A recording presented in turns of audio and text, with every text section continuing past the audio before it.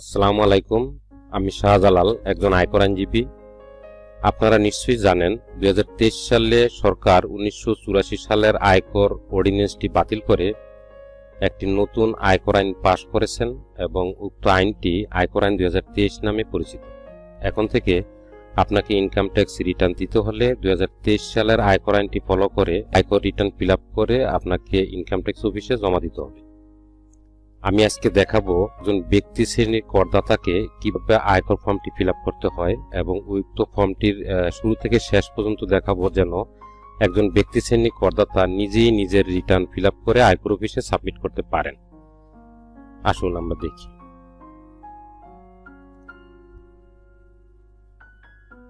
আপনার একটি Excel file দেখতে পাচ্ছেন।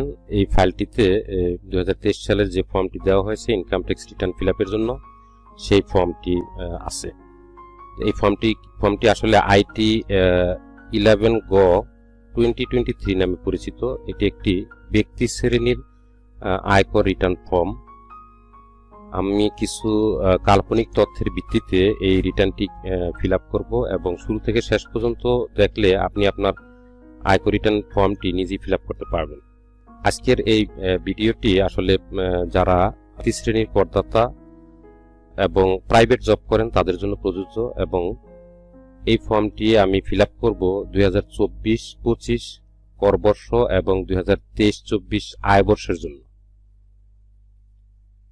আসুন আমরা কিছু ইনফরমেশন দেখি। যদি একজন করদাতা যদি জব করেন তাহলে তার বেতন স্ট্রাকচার কিরকম হতে পারে।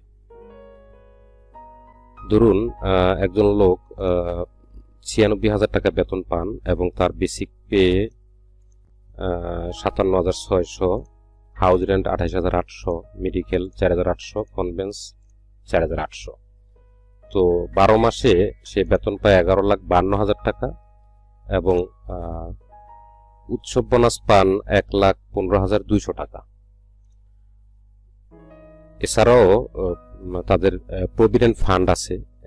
এই প্রভিডেন্ট ফান্ড কিন্তু আসলে রিকগনাইজড প্রভিডেন্ট ফান্ড হতে হবে। এই প্রভিডেন্ট ফান্ডে চাঁদা দেওয়া হয় 69,120।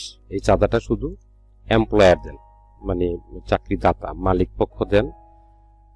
এছাড়া আরো কিছু ইনফরমেশন দরকার একটি রিটার্ন ফিল আপ করার জন্য। আমরা ধরে নিচ্ছি এই রিটার্নটি আসলে প্রথম রিটার্ন না, দ্বিতীয়, তৃতীয়, চতুর্থ কোনো একটা রিটার্ন, যে রিটার্নে ওপেনিং ব্যালেন্স থাকবে। এখানে আমরা সবগুলো তথ্যই কাল্পনিক। আমরা ধরে নিলাম ওই ব্যক্তির ক্রেডিট কার্ড লোন আছে। গত বছর 3,000 টাকা লোন ছিল, নতুন 1,31,947 টাকা লোন নিছে এবং এই বছর 30 জুন 2024 সালে তার লোন ব্যালেন্স 34,947।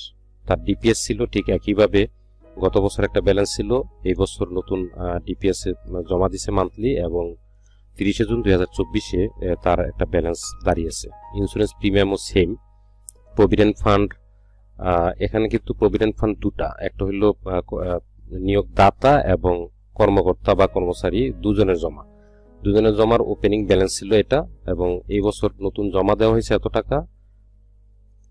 30 জুন 2024 সালে তার ব্যালেন্স দাঁড়িয়েছিল 5,52,960 টাকা। তার জমি ছিল এবং জমিটা ওপেনিং ব্যালেন্সে ছিল।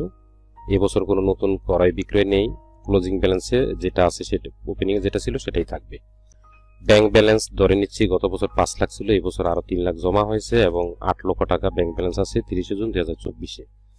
ক্যাশ ইন হ্যান্ড, এটা গত বছর ওপেনিং এ ছিল 22,08,534 টাকা এবং এবছর কত টাকা তার বাড়লো সেটা আমাদের হিসাব করতে হবে এবং ক্লোজিং ব্যালেন্স কত দাঁড়াবে সেটাও হিসাব করতে হবে। কারণ ব্যাংক ব্যালেন্সটা কিন্তু আমি ব্যাংক স্টেটমেন্ট উঠাইলে দেখতে পারি, কিন্তু ক্যাশটা আমার ক্যালকুলেশন করতে হবে।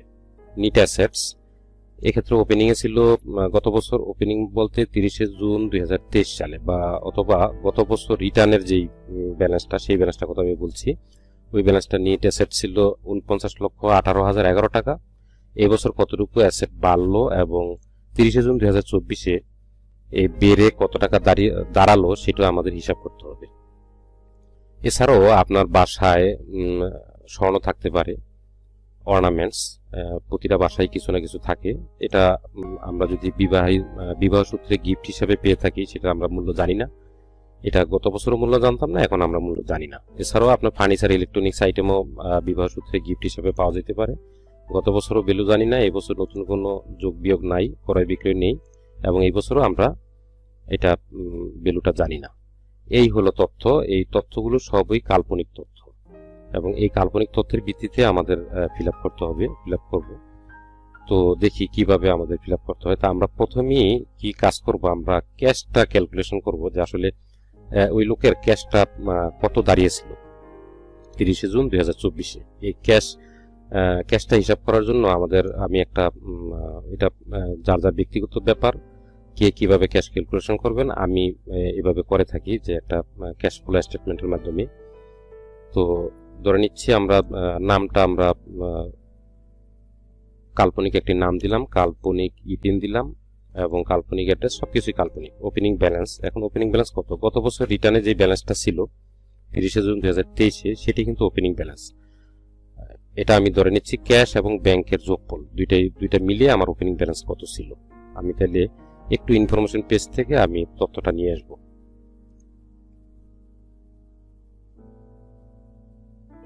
দুইটাই, একটা ব্যাংক ব্যালেন্স এবং ক্যাশ ব্যালেন্স, আমি দুইটাই একসাথে হিসাব করব। তাহলে আমার এত টাকা ছিল। এখন আসি আমার income from salary and allowances, আমার বেতন থেকে কত টাকা ইনকাম পেয়েছি আমি 2023-24 আয় বর্ষে। তো এটাও ইনফরমেশন পেজে আছে। আমার কত টাকা ছিল, আমার 13,36,320 টাকা। আমি কিন্তু এখানে ভাগ করে দেখিয়েছি 13,36,320 টাকা আমি কিভাবে ব্রেকডাউন দিয়েছি, যদিও কাল্পনিক। তারপরে আমি ইনকাম ফ্রম ব্যাংক ইন্টারেস্ট, এই ব্যাংক ইন্টারেস্টটা আমি আসলে রেখেছি জাস্ট ন্যূনতম করটা বোঝানোর জন্য। মিনিমাম ট্যাক্স নতুন একটা টার্ম আসছে, মিনিমাম ট্যাক্স। যে মিনিমাম ট্যাক্স টার্মটা আগের আইনেও ছিল, কিন্তু আগের আইনে ছিল কোম্পানির জন্য। এই 2023 সালের আয়কর আইনে এটা ব্যক্তি পর্যায়েও নিয়ে আসছে। তো ইনফরমেশন পেজ থেকে এই ফিগারটা আমি এখানে নিয়ে আসলাম।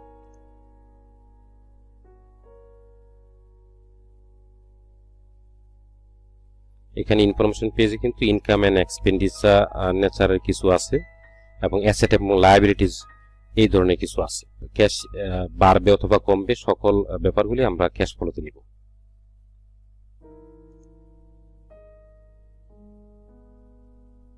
তারপর আসি loan from credit card. Credit card থেকে আমরা লোন গ্রহণ করছি, তাহলে আমার ক্যাশ বাড়ছে। ক্রেডিট কার্ড থেকে লোন গ্রহণ করছি আমরা কারেন্ট ইয়ারের টাকাটা, কারণ ওপেনিং এ 3,000 ছিল, ক্লোজিং এ 1,34,000 হয়েছে। আচ্ছা, তাহলে আমার এখানে টোটাল ক্যাশ বেড়ে হলো 41,81,801। এখন দেখি আমার কি কি ক্যাশ আউটফ্লো হয়েছে, মানে আমার ক্যাশ কমেছে কি কি কারণে। আমার কিন্তু সংসার চালাতে একটা ফ্যামিলি এক্সপেন্স আছে, এই ফ্যামিলি এক্সপেন্সের জন্য আমার ক্যাশ কমবে। তাহলে ফ্যামিলি এক্সপেন্সটা আমি পাবো এখানে ইনকাম এক্সপেন্ডিচার এই ইনফরমেশন পেজের এই অংশে। তারপর payment to deposit pension scheme, এই ডিপোজিট পেনশন স্কিমটা এটা একটা অ্যাসেট নেচারের, এই জন্য আমি এটা রেখেছি অ্যাসেট এবং লায়াবিলিটি এখানে রেখেছি। ডিপিএস 1,20,000। তারপরে payment to provident fund, provident ফান্ডে আমি কত পেমেন্ট করেছি, এটাও আমার সম্পদ 1,38,240। আমি payment as insurance premium, insurance কোম্পানিকে আমি দিয়েছি ইন্স্যুরেন্স হিসাবে, সেটা 1,76,208। তাহলে এই হলো আমার আউটফ্লো, মানে ইনফ্লো এই টাকাগুলো ইনফ্লো, ক্যাশ বাড়ছে এই টাকাগুলোর কারণে ক্যাশ কমছে। তাহলে আমার 9,393 টাকা ক্যাশ কমেছে। তাহলে আমার ক্লোজিং ব্যালেন্স দাঁড়িয়েছে ক্যাশ এবং ব্যাংক মিলিয়ে 32,81,408। এখন আমি ব্যাংক স্টেটমেন্ট দেখবো, ব্যাংক স্টেটমেন্টে আমার ব্যালেন্স কত আছে, বাকিটা আমার তাহলে ক্যাশে আছে। তাহলে আমার ক্যাশের হিসাবটা কিন্তু আমি পেয়ে গেলাম। ব্যাংক ব্যালেন্স, এখানে ব্যাংক ব্যালেন্স 30 জুন 2024-এ 8 লক্ষ টাকা। তাহলে আমার 24,81,408 টাকা আমার ক্যাশ ব্যালেন্স। তাহলে আমি ক্যাশ পেলাম এবং ব্যাংকও পেলাম, ব্যাংক ব্যালেন্সটা পেলাম। এখন আমি ট্যাক্স ক্যালকুলেশন করবো। এটা এক্ষেত্রেও ম্যান টু ম্যান বেরি করে, আমি সেপারেট একটা ট্যাক্স ক্যালকুলেশন ডিটেল করি, অনেকেই হয়তো করে না, সেটা ওয়ার্কিং হিসাবে করে, শুধু জাস্ট ফিগারটা বসিয়ে দেয় রিটার্নে, এটা যা যার ইচ্ছা। তো ট্যাক্স ক্যালকুলেশনের ক্ষেত্রে আমি কিছু কথা বলতে চাই। এখানে ক্যাটাগরি অনুসারে ট্যাক্স ফ্রি ইনকাম থ্রেশহোল্ড ভিন্ন ভিন্ন। যেমন জেনারেল ট্যাক্স পেয়ারের ক্ষেত্রে 3.5 লক্ষ টাকা, মহিলা এবং সিনিয়র সিটিজেন যাদের বয়স 65 ইয়ার্স তার জন্য 4 লক্ষ টাকা, থার্ড জেন্ডার এবং প্রতিবন্ধীদের জন্য 4,75,000 টাকা, যুদ্ধাহত মুক্তিযোদ্ধা গ্যাজেটে যাদের গ্যাজেটে নাম আছে তাদের জন্য হলো 5 লক্ষ টাকা, এবং বাবা মা অথবা আইনগত অভিভাবক প্রতিবন্ধীদের বাবা মা এবং আইনগত অভিভাবকের একজন, বাবা মা দুইজনে যদি ট্যাক্স পেয়ার হয় তাহলে একজন এই সুবিধা নিতে পারবেন। তার জন্য 50,000 সাধারণ ট্যাক্স পেয়ারদের থেকে 50,000 টাকা ট্যাক্স ফ্রি ইনকাম থ্রেশহোল্ড বেশি, অর্থাৎ 4 লক্ষ টাকা। তাহলে আমি এই রিটার্নটি ফিল আপ করবো। প্রথম ফিল আপ করবো জেনারেল ট্যাক্স পেয়ার 3.5 লক্ষ টাকা ট্যাক্স ফ্রি ইনকাম থ্রেশহোল্ড ধরেই। তারপর আমি অন্যান্য ক্যাটাগরিতে কি চেঞ্জ আসে, শুধু ট্যাক্স পেয়েবলে চেঞ্জ আসবে, ওই চেঞ্জটা কতটুকু আসে সেটা আমি দেখিয়ে দিব। আসুন আমরা ট্যাক্স ক্যালকুলেশন করি। যে এখানে যদি আমার সূত্র দেওয়া ছিল এই জন্য এখানে অটো চলে আসছে আমার ইনকাম ফ্রম স্যালারি। আমি কিন্তু যেই কাল্পনিক তথ্যটা দিচ্ছি সেখানে 13,36,320 টাকা। আর এখানে এক্সামটেড মানে ট্যাক্স মুক্ত করমুক্ত আয় হলো 4,45,440 টাকা। এটা কিভাবে হলো? এটা হলো নতুন আইনে আছে টোটাল স্যালারি ইনকামের 3/1 অথবা 4,50,000 টাকা, দুইটার মধ্যে যেটা ছোট সেই টাকাটা করমুক্ত। তাহলে করমুক্ত টাকাটার উপর ট্যাক্স হবে না, আমরা 8,90,880 এইটুকুর উপর ট্যাক্স হবে। তারপর ইনকাম ফ্রম রেন্ট, আমাদের ইনফরমেশনে কিন্তু ইনকাম ফ্রম রেন্ট নেই, ইনকাম ফ্রম এগ্রিকালচার নেই, বিজনেস নেই, ক্যাপিটাল গেইন নেই, ইনকাম ফ্রম ফিনান্সিয়াল অ্যাসেটস আছে। তো সেইখানে আছে, এখানে 5,000 টাকা আছে। আমি আবারও দেখে নিই ইনফরমেশন পেজে bank interest from saving account 5,000 টাকা। আচ্ছা, ইনকাম ফ্রম আদার সোর্সেস নেই, ইনকাম ফ্রম অ্যাসোসিয়েশন নেই, income from minor or spouse নেই, ফরেন ট্যাক্সেবল ইনকাম নেই। তাহলে আমার টোটাল ইনকাম 8,95,880 টাকা। আমি এখানে যে ইনকাম ফ্রম ফিনান্সিয়াল অ্যাসেটস এই ব্যাপারটি আমি এই রিটার্নটি ফিল আপ করার পরে আমি বুঝিয়ে দিব যে এখানে কেন আমি 163(2) ঘ এবং 163(4) লিখে রেখেছি, এবং আসলে এটা ন্যূনতম করের আওতায়, মিনিমাম ট্যাক্স যাকে বলা হয়। এই বিষয়টি আমি রিটার্নটি ফিল আপ শেষ হলে বলবো। তো এখন আসি 51,000। এখানে আমি ফিগারটি বসানোর পরে আমার অটোমেটিক এখানে একটা ক্যালকুলেশন চলে আসছে। ক্যালকুলেশনটা হলো জেনারেল ট্যাক্স পেয়ার 3.5 লক্ষ টাকা ধরে। এখন আমার 8,95,000, এখানেও কিন্তু 8,95,000, এটার উপর ট্যাক্স ক্যালকুলেশন করা হয়েছে 51,882। তাহলে এ থেকে কিন্তু আমি রিবেট পাবো। কি কি রিবেট পাবো? দেখেন আমার ডিপিএস ছিল কিন্তু, তাহলে ডিপিএস এর জন্য আমি রিবেট পাবো। ডিপিএস 1,20,000 টাকা, যদিও এবছর ডিপিএস নতুন আইনে 1,20,000 পর্যন্ত রিবেটেবল। তারপর আমরা আসি ডিপোজিট টু প্রভিডেন্ট ফান্ড। এই ডিপোজিট টু প্রভিডেন্ট ফান্ডের ক্ষেত্রে কিন্তু দুইজনে জমা আসবে। তাহলে দুজনের জমাটা কত? প্রভিডেন্ট ফান্ড সেলফ এবং এমপ্লয়ার, এখানে 1,38,240। আচ্ছা, তাহলে আমার টোটাল ডিবেটেবল ইনভেস্টমেন্ট আসলো 4,34,448। নতুন আইনে ডিবেটেবল ইনভেস্টমেন্টের উপর 15% অথবা ট্যাক্সেবল ইনকামের উপর 3% অথবা 10 লক্ষ টাকা, যেটা ছোট সেটা রিবেট পাবে। তাহলে আমার টোটাল রিবেটেবল ইনভেস্টমেন্ট 4,34,448 এর উপর 15%, 65,167, এবং ট্যাক্সেবল ইনকামের উপর 26,726। Highest amount of tax rebate 10 লক্ষ টাকা। তাহলে ছোটটা 26,726, এই টাকাটাই আমার রিবেট পাবো। তাহলে আমার ট্যাক্স আসছে 51,882 এবং 26,720 রিবেট 25,156 টাকা আমার পে করতে হবে। এখন পে করতে হলে পে করার আগে আমার দেখতে হবে যে আমার কোনো ট্যাক্স কাটা আছে কিনা। তাহলে আমার যে প্রতিষ্ঠানে আমি জব করেছি ওই প্রতিষ্ঠান আমার কিছু ট্যাক্স কেটেছে, এবং যে ইন্টারেস্টটা ছিল 5,000 টাকা, ওইটার উপরও কিন্তু ব্যাংক ট্যাক্স কেটেছে। ওই টাকাটা এখান থেকে বাদ যাবে, কারণ যেহেতু আমার ট্যাক্স টিডিএস মানে ট্যাক্স ডিডাকশন এট সোর্স, এটা আমারই ট্যাক্স, আমারই পেমেন্টটা যে পে করছে সে কেটে রেখেছে, সুতরাং এটা সুবিধা প্রাপ্য, এই সুবিধাটা আমি নিব। তাহলে আমার এটাকে বলা হয় টিডিএস বলা হয় সংক্ষেপে। 29,500 কাটছে আমার কোম্পানি অথবা চাকরিদাতা, আর 500 টাকা কাছে ব্যাংক, তাহলে মোট 30,000। তাহলে উল্টা আমি 4,844 টাকা গভর্নমেন্টের কাছে পাবো। ইচ্ছা করলে আমি এটা রিফান্ড নিতে পারি অথবা পরবর্তী বছরের জন্য সমন্বয় করতে পারি।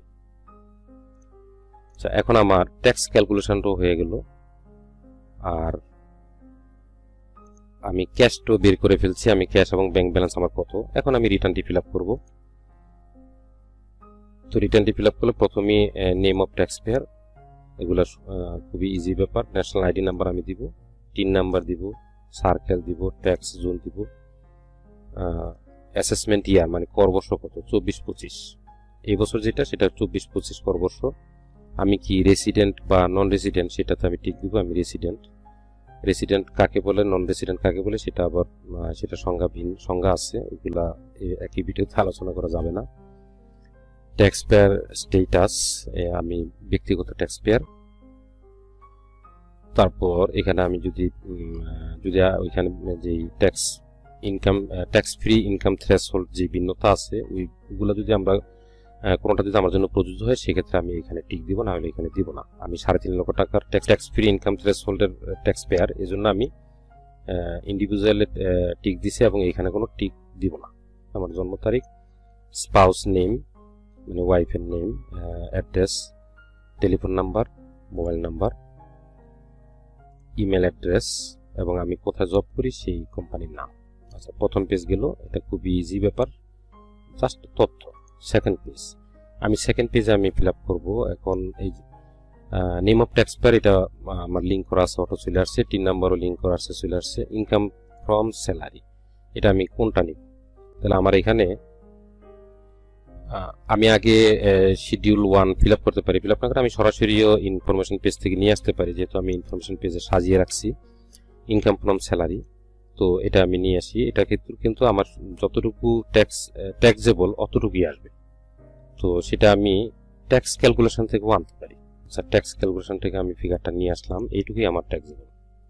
আচ্ছা, তারপর ইনকাম ফ্রম রেন্ট নেই, এগ্রিকালচার নেই, বিজনেস ক্যাপিটাল গেইন নেই, এখানে আছে ব্যাংক ইন্টারেস্ট। তো এটাও আমি ট্যাক্স ক্যালকুলেশন থেকে নিয়ে আসতে পারি, 5,000। আচ্ছা, তাহলে আমার টোটাল যোগফল হলো 8,95,880। এই হলো আমার এতটুকুই এখানে। এখন আমি আসি গ্রোস ট্যাক্স অন ট্যাক্সেবল। আমার ট্যাক্স কত, ট্যাক্সটা আমি ট্যাক্স ক্যালকুলেশন করেছি, ওই শিট থেকে নিয়ে আসবো। আমার ট্যাক্স হয়েছে 51,882।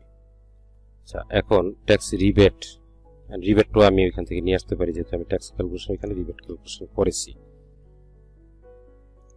রিবেট 26,726, তাহলে আমার 25,156 ট্যাক্স পেয়েবল।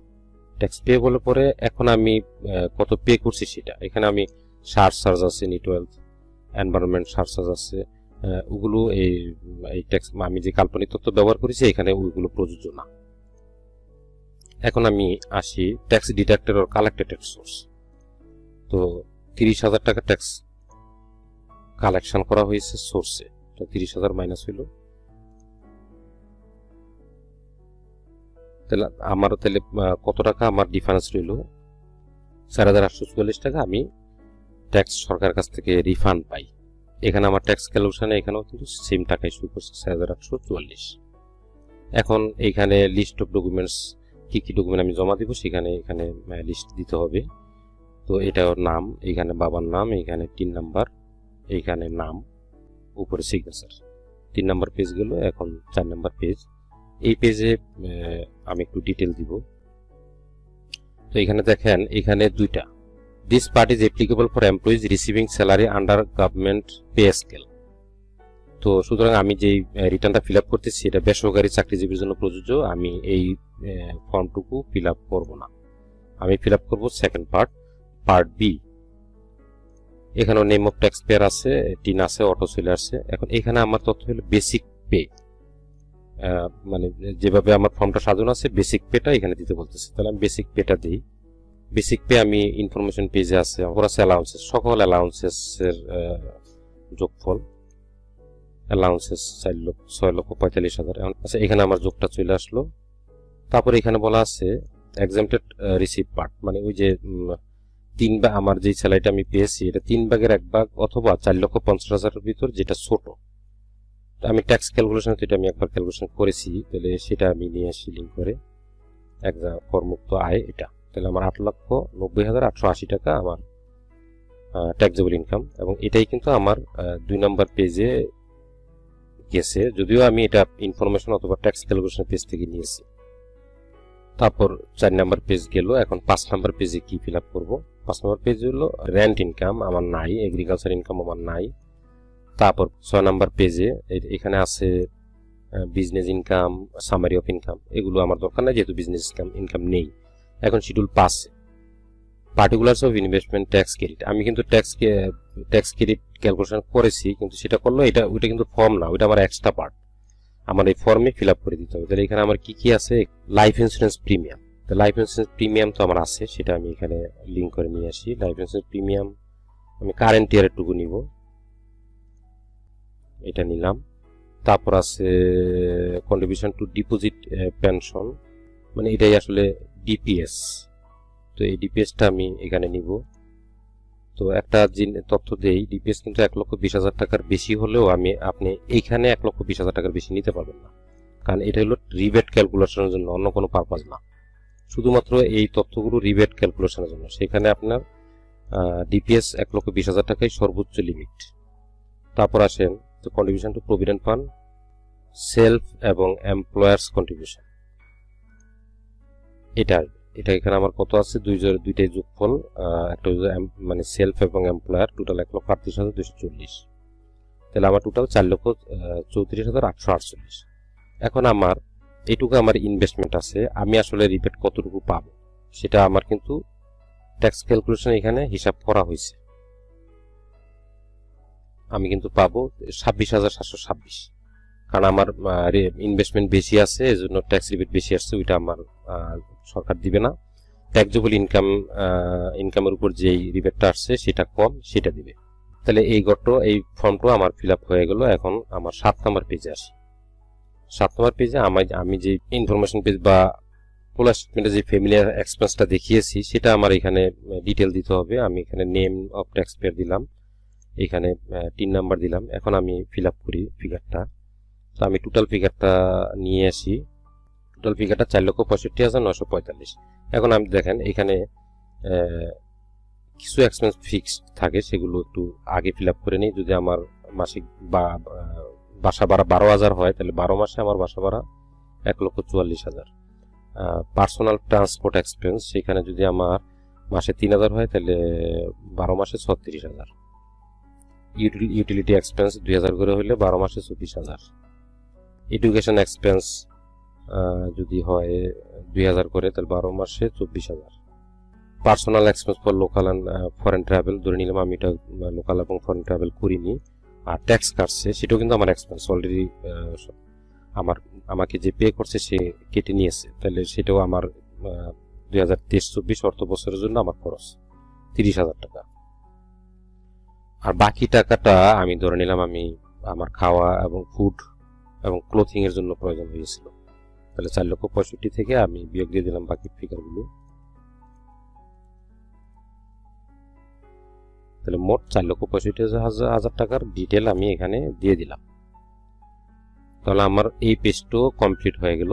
তারপর আসেন 8 নাম্বার পেজ। এই পেজটি আসলে ব্যালেন্স শিটের পার্ট।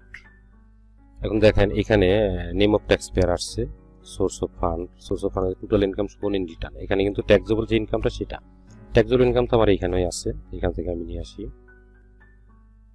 যে এই টাকাটা। আচ্ছা, ট্যাক্স এক্সাম্পটেড ইনকাম এটা কত? এটা হলো আমার ট্যাক্স ক্যালকুলেশনে এই পেজও আছে, ট্যাক্স এক্সাম্পটেড ছিল এই টাকাটা। তাহলে এটা হলো টোটাল আমার সোর্স অফ ফান্ড। এখন আসি net wealth at the last date of previous income year. গত বছরে আমার নিট অ্যাসেট কত ছিল, এটাও আমার ইনফরমেশন পেজে আমি কাল্পনিকভাবে দিয়ে রেখেছি নিট অ্যাসেট। এটা হচ্ছে ওপেনিংটার কথা বলা হয়েছে। ওপেনিং মানে 2023 সালের 30 জুনের ব্যালেন্স দিয়ে যে রিটার্নটা সাবমিট করছি ওই রিটার্নের তথ্যটা।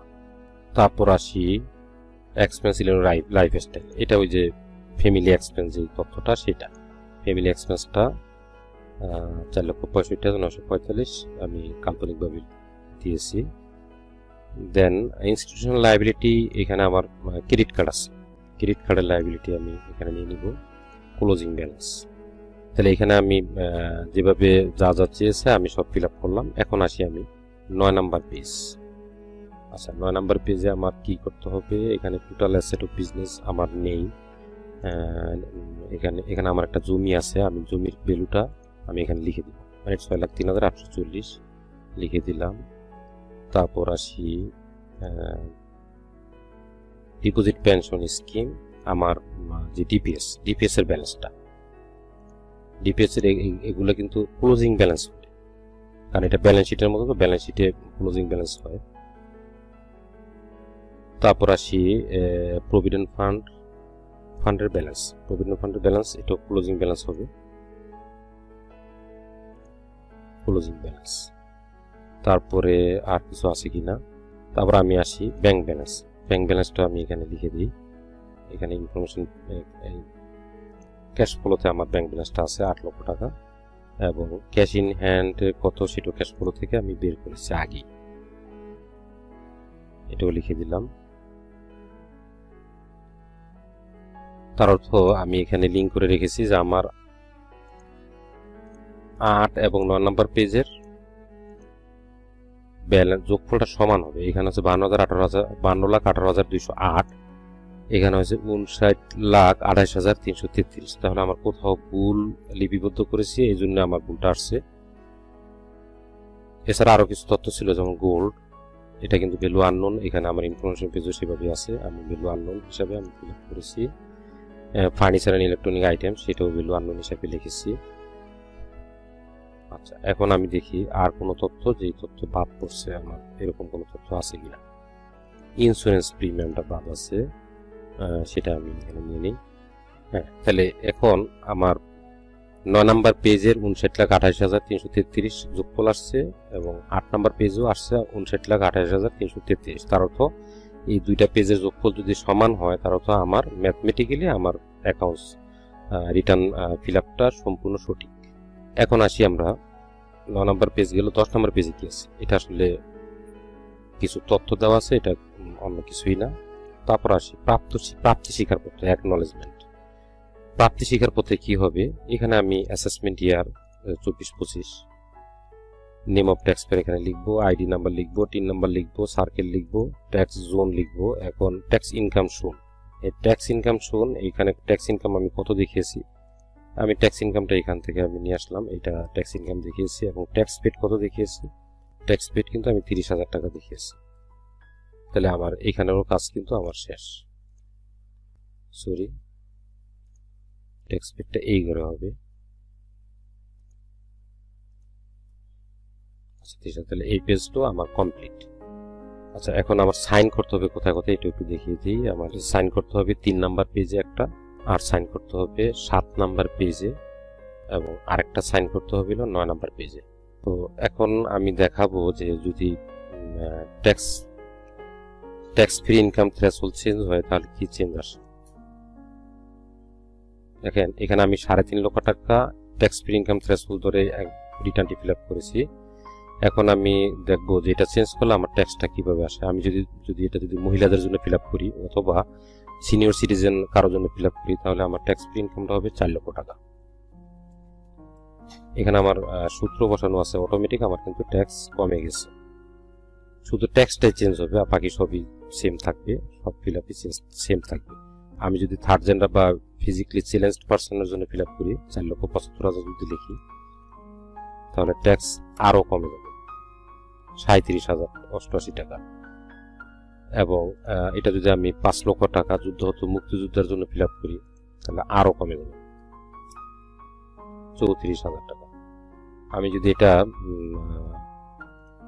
Parents or legal guardians of physically challenged child or ডিপেন্ডেন্টের জন্য ফিল আপ করি, 4 লক্ষ টাকা income tax free income threshold হবে সেক্ষেত্রে। তো এই ট্যাক্সটা আবার এখন একটু বাড়বে। তো এই হলো আমার বিভিন্ন ক্যাটাগরিতে যদি আমি ফিল আপ করি, ট্যাক্সটা চেঞ্জ হবে, এছাড়া আর কিছুই না। তো এই যে ইনকাম ট্যাক্স ক্যালকুলেশন শিট, এটা আসলে আমার ব্যক্তিগত চয়েস, এটা আপনি দিলে দিবেন, না দিলে না, এটা আপনি দিতে পারেন। তবে উপরের এইটুকু দেওয়ার দরকার নেই, এইটুকু আমি ভিডিও করার স্বার্থে লিখেছি। আরেকটা ক্যাশ ফ্লো স্টেটমেন্ট, এটাও আপনার দিবেন কি দিবেন না এটা আপনার পার্সোনাল অভিরুচি, কোনো বাধ্যবাধকতা নেই। এটা আমি হয়তো দেই, এই জন্য আমি লিখেছি আর কি, আমি আলাদা করে নিয়েছি যাতে করে ইনকাম ট্যাক্স কর্মকর্তাগণ সহজেই বুঝতে পারে। এখন আসি আমি আরেকটা বিষয়ে আলোচনা করব, সেটা হচ্ছে 163 গ এবং 163 যে মিনিমাম ট্যাক্সের যে বিষয়টা। এখন দেখেন, যদি এই আমার ট্যাক্স আসছে এখানে যদি আমি 3.5 লক্ষ টাকা যে ফিল আপটা করছি 3.5 লক্ষ টাকা ধরে, এটা 3.5 লক্ষ টাকায় লিখলাম, তাহলে আমার ট্যাক্স আসছে 51,882। আচ্ছা, এখন যদি আমি এটা যদি আমি না থাকতো ইনকামটা, তাহলে আমার ট্যাক্স কত আসতো? তাহলে ট্যাক্স আসছে 51,132। তাহলে আমার বোঝা গেল 5,000-এর জন্য আমার ট্যাক্স বাড়ছে 750 টাকা, আর আমার 5,000-এর জন্য ট্যাক্স কেটে রাখছে 500 টাকা। ইনফরমেশন শিটে আমার এইটা আছে। 5,000-এর জন্য ব্যাংক আমার ট্যাক্স কাটছিল 500 টাকা, আর এদিকে 5,000-এর জন্য আমি যেই রেগুলার বেসিসে যেই ট্যাক্স ক্যালকুলেশন করেছি সেই ট্যাক্স ক্যালকুলেশনে আমার 750 টাকা ট্যাক্স আসছে। সো যদি এরকম কাটছে তার চেয়ে যদি বেশি ট্যাক্স আসে তাহলে কোনো ব্যাপার নাই, তাহলে এটা কোনো কিছুই আপনার করা লাগবে না। আর যদি কম আসে তাহলে আপনার বেশিটা দিতে হবে। কিরকম? যদি এমন হইতো ব্যাংক আসছে 500 টাকা কিন্তু আমার রেগুলার বেসিসে আসছে 450 টাকা, তাহলে যে ব্যাংক যে 50 টাকা বেশি কাটছে এটা কিন্তু রেগুলার ট্যাক্সের সাথে অ্যাডজাস্ট হয়ে যাইতেছে, এই অ্যাডজাস্টটা করা যাবে না। যদি এরকম হয় তাহলে সেই ক্ষেত্রে এইখানে এটা বাদ দিয়ে দিবেন, এখানে বাদ দিয়ে ট্যাক্সটা টোটাল ট্যাক্সের সাথে এখানে যোগ দিয়ে দিতে হবে। এই যে রেগুলার বেসিসে শুধু স্যালারির উপর রেগুলার যে ইনকাম সেটার উপর ট্যাক্স আসছে 51,000, সাথে আপনি এখানে ট্যাক্সটা যোগ করবেন, ট্যাক্স অন